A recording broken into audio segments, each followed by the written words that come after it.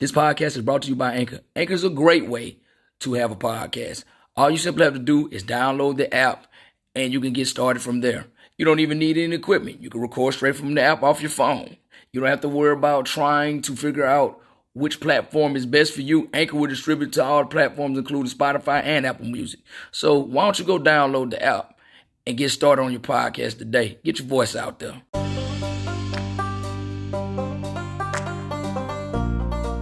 What's happening? It's your boy Pete McCorvey. Appreciate you rolling up on the porch to holler at me. It's Pete McCorvey's Porch Talk. Let's go. What's happening, everybody? It's your country cousin Pete McCorvey, aka Peter Mac. How y'all doing, man? We back on the porch once again with a new episode.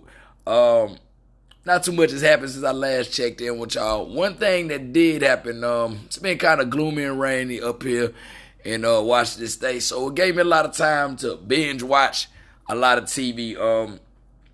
Caught up on BMF. The last was episode 4. Finally dropped this past Friday, a couple days ago. Beach and Terry finally went down to Atlanta, man. So now they finna really start showing us how they really got it cracking and started expanding. They showed what Atlanta was like. I didn't even really know back then, even for black people, that Atlanta was a wide open land opportunity, man. So it's good to see that the age has always been good for the culture. I love that. But one thing that everybody online that they making memes, making statuses about is that man Charles. Man, Charles, boy, Charles went to a party with the dark-skinned sister from the church and got him a little sample. And then he turned back around later that night, went home to Lucille, and got him a whole taste. Got him a whole taste. And people clowning him because in both scenes, Charles was bad. They was calling Charles like, I can't even say Charles was a minute man. Charles was like a 25.9 second man. He gave them women like 2.5 pumps of pee. Hell, he gave them 2 pumps of the swirl. And his ass was up out of there. But everybody trying to clown him said, he did all that. And his ass wasn't worth a shit. But hey, Charles left both of them women stunned, breathing hard with like smiles and days on their face. So hey, you say what you want to say about Charles. Charles putting in work. And then it makes sense though. I told people having Charles make sense. I said, that's what the women be wanting, them dusty ass dudes who always broke and causing trouble. I said, but my man Charles hit a double play. Got him some chocolate and some butter in the same night. I ain't mad at Charles. Now, I ain't gonna lie. That scene when he went home to Lucille, I like the way they had Moments in Love by Arthur Noise playing. Hey, that was dope. Hey, whoever is in charge for the music for BMF, that man, hey, the people that's running that show, 50 Cent, all them other people, get that man a rate. That man is on point with his music. But please stop having Lamar sing or play music. This man is messing up so many classics for us. We can't even hear him no more. First it was You Can't Stop the Rain. Now he did Why You Treat Me So Bad by Timex Social Club when he was choking old boy out. Man, we end up keep watching BMF. We ain't gonna be able to listen to no R&B songs from the mid to late 80s and the early to mid 90s dealing with and possibly 2000s. They keep it going. Depends on how long they gonna go. But I can't lie, man. 50 Cent, man, you doing your thing with that. Like 50 Cent, I don't care what nobody say. 50 Cent is really keeping stars in the game just by himself, man. Because I about to jump over to Force. I finally got caught up on Force. I finished Power Book 3, Raising Cain. I finished that last week. And I would say this before I start talking about Book 4 Force. Patina Miller, who plays Rock, Kanan's mom, and Joey Badass, who play Unique, them two deserve some awards. They are bringing heat with their portrayals of their characters, man. They, like, first of all, Patina Miller, she captured the essence of a roundaway chick with her New York accent, because she's not even from New York. She's, like, from South Carolina, and if you ever heard her interview, she's, like, real prim and proper. So she really captured the essence of a cold Southside Queens chick from the 80s and early 90s. And Joey Badass, I don't care what nobody say. My man, I swear to God, he give me a Nino Brown vibe, man. He's giving me Nino Brown, Wesley Snipes, New Jack City vibe. My man is just cold. He bringing it, man. I never would have thought Joey Badass would be that good of an actor. My man is bringing that heat. Shout out to both of them. I'm caught up on that. I haven't really caught up on season 2 of book 2, Ghost, because I'm gonna be honest, I'm not really interested in Tyreek's story like that. And then the whole thing, let y'all know, like about a year or so ago, with Zeke being 4 years older than what he was. And I'm like, okay, that's just, they started to jump the shark with that, man. Like, I mean, it's too early enough. They started to do what all black writers do with shows and just go over the top with some outlandish bullshit that ain't nobody asked for. But I'm going to move to book 4. I'm a little late watching book 4 because I know it ended like almost a year ago. The season like ended almost a year ago. But I'm mad I slept on that show. I'm interested to see what season 2 going to go because that show there is off the chain, man. Oh, my God. That I didn't think I'd want to see a show with Tommy because it would just be a bunch of killing, him going doing outlandish shit and over the top. But Tommy actually starting to be a little calculating like Ghost was in the original Power. I'm going to say some stuff like, it ain't spoilers because it's been a year since the season damn near ended. You ain't watched it by now, I don't care. I had a friend tell me that we was talking about Atlanta. It was on season 3 when it was out. And we were talking, and he was like, hey, can y'all, you and your my other homeboys, hey, can y'all not talk about it? I haven't caught up. Y'all said, well, where you at? I haven't even started. I'm like, fool, we not finna sit there. You late. The show been on for 2 years. That's your fault. Cover your ears, put cotton in them, do what you gotta do. Dirt, I don't give a shit. But ain't nobody gonna hold off for you because you like 2 years behind everybody else. But book 4, oh man, I love book 4. Like Tommy, he cold and calculating. I'm mad about Liliana getting killed. Oh my God, that hurt my heart, man. Cause Liliana, she proved to be like a loyal soldier. Liliana was the female version of how Julio was on book 1. Cause Julio, man, that man, he loyal and it was to a fault. And same with her, loyal to a fault. And it cost them their lives.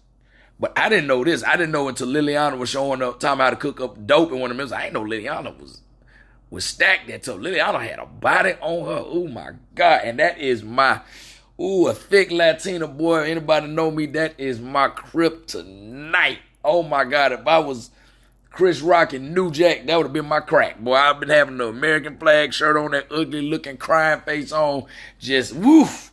That thing is fire. But this is the thing that gets me about it. Because they casted Tommy Flanagan. For those of y'all who don't know, he's an Irish actor who's been in a lot of things. A lot of y'all remember him as the villain on All About the Benjamins with Ice Cube and Mike Epps. I don't know what it is, but I am convinced that man might really not like black people because almost everything he in, he kind of really got a problem with black people. He's a good actor. He's just a good character actor. It's real good. And that drug, I don't know what's up with that Dahlia, man. Boy, I hope don't nobody ever figure out a way to make that. Because if you can just put that on Lil' Kill Somebody, boy, that shit look like it's worse than Molly and ecstasy combined. Oh my God, I don't know what the hell was in that Dahlia, but I'm talking about as soon as people hit that, they look like how old boy on Get Out look, and as soon as he got to the sucking place, they were just out of it. But the one thing, and I'm mad about season 1, man, because I can't believe they kill off that beautiful sister, Gloria. Oh my God, I was hoping it was gonna be a little love triangle between Tommy, Vic, that's the white guy she was messing with, who was Walter's son, and herself. I thought it was gonna be a little love triangle, which mainly mean we were gonna get to see her naked again because they were gonna be having a lot of love scenes. That was a beautiful sister. I don't know why the Power universe seems to kill off all the lovely sisters right away. Ever since the first installment, the OG installment, they just started just killing off fine women like first, second season right away. And I'm not too happy about that. But I will say this. I am looking forward to seeing what's going to happen with Tommy and Walter's daughter, Claudia. Because Claudia, she's gay. But I can't deny her and Tommy, boy, they got some. There's a connection there. They got some chemistry. It's like this song by Alicia Keys and Maxwell. It's the fire they make when they on screen. I just be like, man, let these two hook up. Them. You know, I don't usually look at white people and say they look good together, but them two look good together. I ain't gonna lie. As a man, I can honestly say them two look good together. And then they both the same kind of crazy. Tommy, he hot, he fire, she cold, and she as ice. So they mesh well together. So it's coming. They gonna hit it. It's coming. I'm waiting on it. Sports world, my Duke Blue Devils, they beat the North Carolina Tar Heels. I ain't gonna say we back, but they looking pretty good. Georgetown finally got a Big East win. Yay for my Hoyas, because I like them too. But I think it's about time Big Pat to go. Like, yeah, you ain't John Thompson. You ain't got the swagger of the 80s and the early 90s, bro. It's about time for you to hang it up and call it a wrap.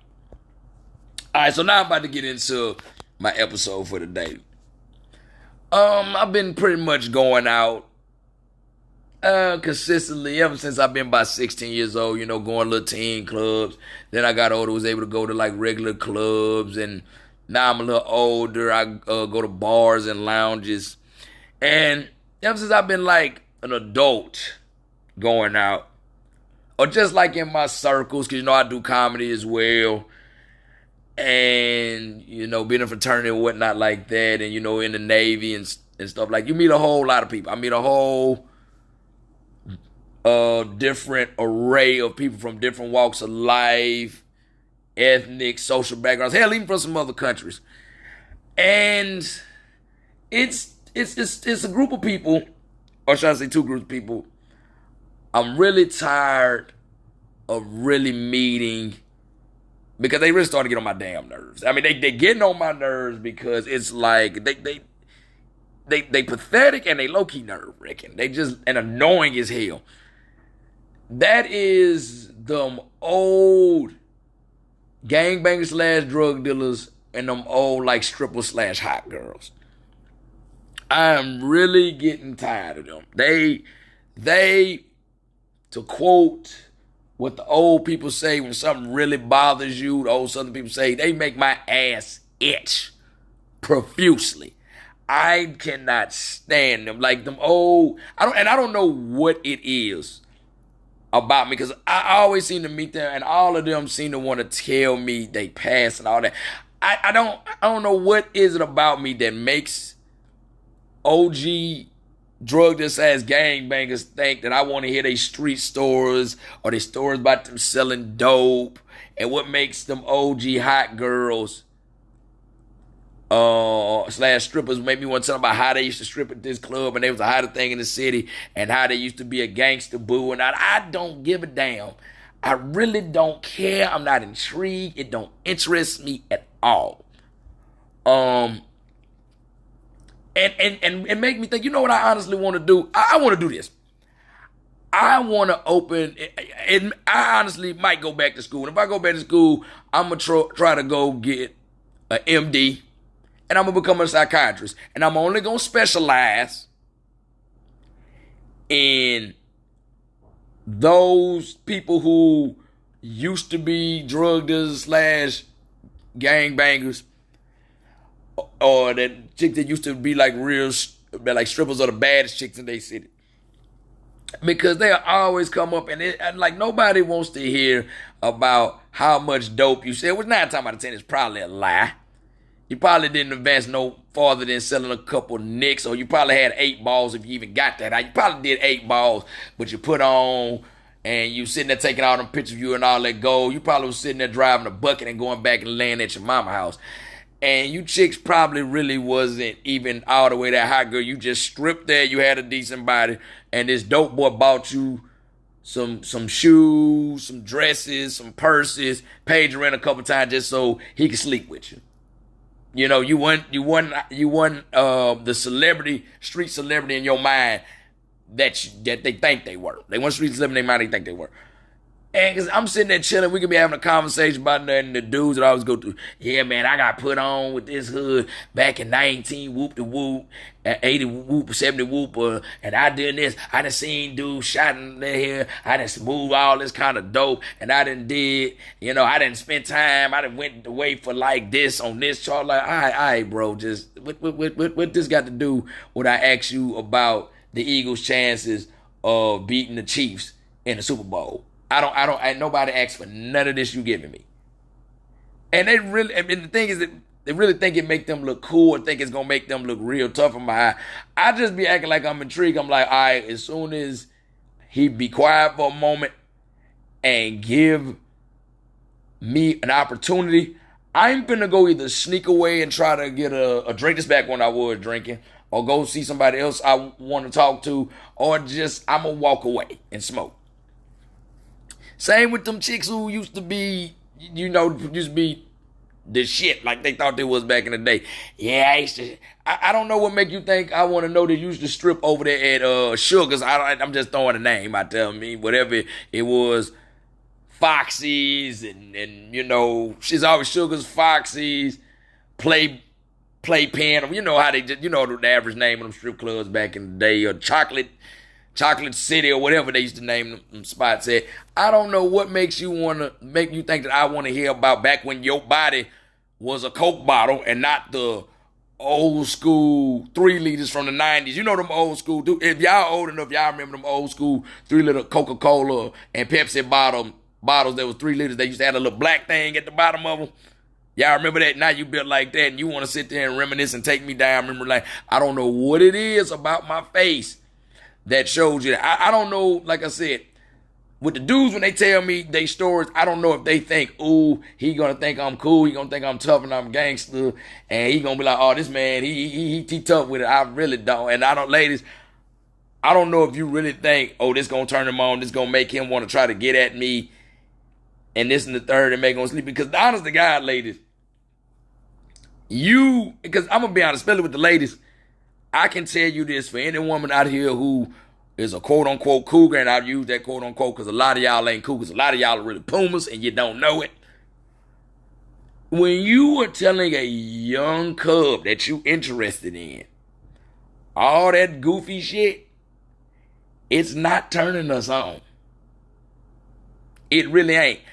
And what you doing is you ain't going to do nothing but just attract, because if it's a young dude who bought something, he ain't going to want to be bothered with you. Because one thing about me,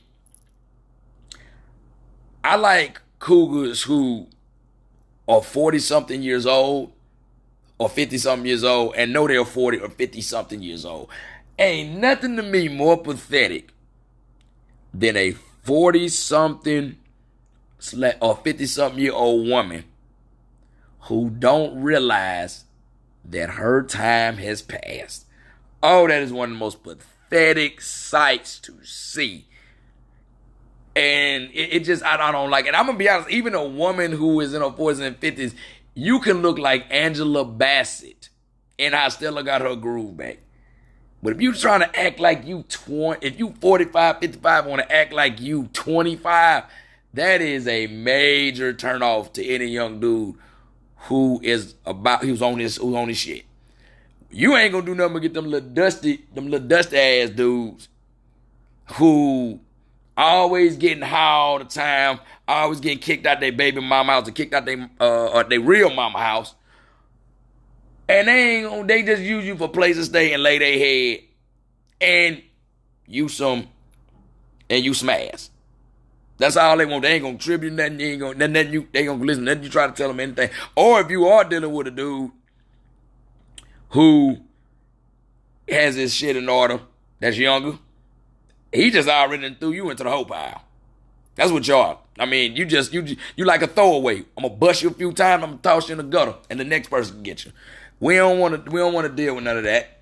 That is not something that is appealing to any young man who is trying to get his life together. See, me, like I said, I love older women. I was in a spot last night kicking it um, with some people before I went to R&B party up here at this spot called Jazz Bones that was ran by GSL in Tacoma. And shout out my man Mike Brown, aka Menace, the OG from Bompton. Let me get that right. Hey, you did your thing last night, hosted boy. But you was up there.